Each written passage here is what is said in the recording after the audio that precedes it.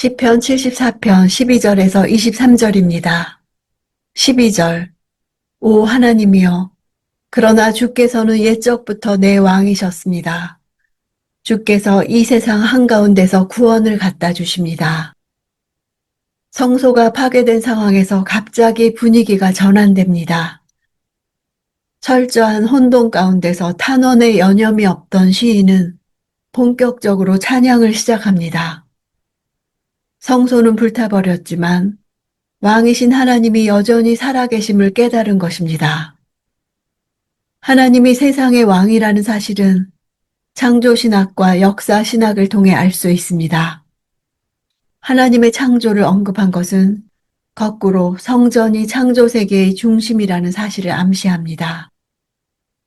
그래서 창조세계의 중심인 성전이 무너진 상황에서 하나님께 다시 창조의 능력으로 성전을 회복시켜 주셔서 온 세상의 질서를 다시 세워달라고 호소하는 것입니다. 구원은 하나님이 왕권을 드러내시는 행동입니다. 왕의 존재 의미는 이 땅을 구원하는 일에 있음을 선포합니다. 13절. 주께서 힘으로 바다를 가르셨고 바다 가운데 있던 괴물의 머리를 깨뜨리셨습니다. 하나님의 왕권은 창조하신 때부터 시작되었습니다. 바다는 혼돈을 상징합니다. 바다 가운데 있던 괴물의 머리를 깨뜨리신 행동은 지금 침묵하시는 하나님과 대조됩니다. 14절. 거대한 바다 짐승의 머리를 산산조각 내셨고 그것을 광야의 생물들에게 먹이로 주셨습니다. 거대한 바다 짐승 리워야다는 고대 근동 문헌에서 7개 머리를 가지고 몸을 돌돌 말고 있는 뱀으로 묘사된 짐승입니다. 리워야다는 바다 가운데 괴물과 함께 악의 상징입니다. 흥미로운 점은 바다 괴물을 광야의 생물들에게 먹이로 주신 것입니다. 이는 악인의 멸망은 흔적을 찾아볼 수 없을 정도로 완전하고 철저하게 이루어진다는 뜻입니다. 혹은 하나님께서 원수의 완전한 멸망의 증거를 하나님의 백성들에게 분명히 보여주셨다는 것입니다. 하나님을 대적하는 악한 세력에 대한 하나님의 공의의 심판은 너무도 엄정하다는 의미를 나타냅니다. 16절. 낮도 주의 것이요 밤도 주의 것입니다. 해도 달도 주께서 달아두셨습니다. 저절로 반복되는 듯이 보이는 낮과 밤도 사실상 하나님의 섭리하에 반복됨을 나타냄으로써 천지를 창조하신 하나님의 절대 주권을 부각시키고 있습니다. 현재 시인은 바벨론 제국의 강한 힘으로 인해 조국이 파멸에 이르고 하나님의 백성들이 수모를 당하고 하나님의 성전까지 회파당한 비극적인 현실을 눈앞에 목도하고 있었습니다. 이처럼 강대한 바벨론 제국의 힘은 현실적으로 가히 꺾을 자가 없을 것처럼 보였을 것입니다. 그러나 세속적인 권력과는 비교할 수 없는 절대적인 권능을 지니신 하나님이 계시며 그분이 온 우주의 주권자로 통치하고 계심을 확신하고 있었습니다. 17절. 땅의 모든 경계도 주께서 세우셨고 여름도 겨울도 주께서 만드신 것입니다. 고대 근동에는 지역신 개념이 팽배하여 어떤 신은 특정한 제한된 지역에서만 영향력을 갖는다고 보는데 하나님께는 지역에 제한이 없음을 강조하고 있습니다. 하나님은 자신이 창조하신 이 시공간을 지금도 지배하고 계십니다. 만들다란 단어는 토기장이가 토기를 빚는 것을 묘사할 때도 사용되는 단어입니다. 즉 마치 토기장이가 토기를 만들어내는 것처럼 하나님에 의해 계절의 순환이 이루어지는 것을 묘사하고 있습니다. 19절.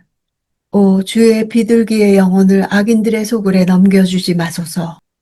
주의 가난한 백성들의 무리를 영영 잊지 마소서. 비둘기의 영혼은 대적에게 유린당하는 나약한 이스라엘의 생명을 상징합니다. 비둘기같이 연약한 하나님의 백성이 악인들의 먹이가 되지 않기를 염원하고 있습니다. 비둘기는 가난한 자들이 제물로 드리는 짐승이었습니다. 비둘기의 연약한 이미지를 가난한 백성으로 전이시킵니다. 가난하다는 단어는 괴롭힘을 당하다, 압박을 당하다라는 뜻에서 유래했습니다. 경제적, 정신적으로 고통당하는 자를 의미합니다. 20절 주의 언약을 생각해 주소서. 땅의 어두운 곳이 폭력배들로 득실거립니다. 언약은 관계의 출발점이자 관계 유지의 근거입니다. 그들이 패망을 당한 것은 하나님과의 언약을 배반했기 때문입니다. 그러나 이처럼 하나님의 심판을 당한 상황에서도 하나님의 백성이 붙들어야 할 것은 하나님의 언약이었습니다. 심판 가운데 처했다 해도 하나님의 언약을 끝까지 붙들고 은혜를 구하는 자들에게는 회복과 소성의 은혜를 베푸십니다. 21절 억압당하는 사람들이 수치를 당하고 돌아오는 일이 없게 하소서. 가난한 사람들과 궁핍한 사람들이 주의 이름을 찬양하게 하소서. 억압당하는 사람들, 가난한 사람들, 궁핍한 사람들은 자기들 스스로의 힘으로는 현재 직면한 문제를 결코 해결할 수 없는 자들입니다. 이스라엘은 지금 하나님의 긍휼이 필요한 억압당하는 자요, 가난한 자요, 궁핍한 자입니다. 수치를 당한다는 것은 그런 자들이 어떤 부탁을 했을 때 도움을 받지 못하여 더욱 처량하게 됨을 나타냅니다. 이스라엘 백성이 하나님께 간절히 구함에도 불구하고 하나님으로부터 아무런 도우심도 받지 못한다면 이방 백성들로부터 피할 수 없는 수치를 당하게 될 것입니다. 그래서 그들을 핍박하는 대적들을 향한 기도를 외면하지 말아달라고 간구합니다. 그들이 주의 이름을 찬양할 수 있도록 회복시켜 주시기를 구하고 있습니다. 74편은 문제에 대한 답을 명쾌하게 제시하지 않은 채 탄원으로 끝을 맺고 있습니다. 이는 하나님이 부재하시는 것 같은 상황에서도 그분을 향한 간구의 끈을 놓지 말라는 시인의 당부로 보입니다. 이 시에는 모든 소망을 상실한 믿음의 백성들이 부르짖는 호소와 탄원이 담겨 있습니다. 그들은 과거에 있었던 하나님의 창조 행위와 구원 행위의 의지에 울부짖습니다. 왕 대신 하나님의 능력을 믿는 하나님의 백성은 그분의 부재와 침묵이 계속되는 상황에서도 과거 하나님이 행하신 구원 행위를 떠올리며 미래에 나타나실 하나님의 창조적 구원에 희망을 겁니다. 과거의 구원이 현재와 미래의 보증이 되는 것을 믿습니다.